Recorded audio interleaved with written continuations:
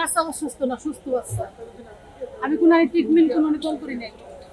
কালকেও আমি শুধু সন্ধ্যাবেলা 3টা পরীক্ষা করাইছি। বাচ্চা হয়েছে এজনকে আমি 100 করাইছি।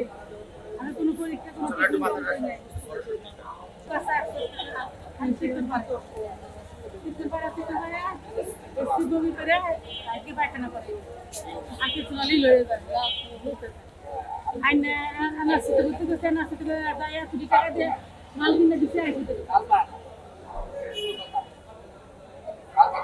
আমাদের পারলে আপনারা এটাই করে।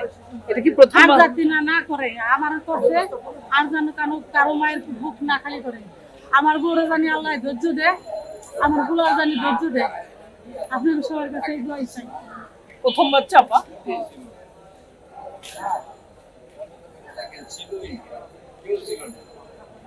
পরে আপনারা এসে কি দেখেন যে বাচ্চা নাই? আচ্ছা ঠিক আছে দেখুন তো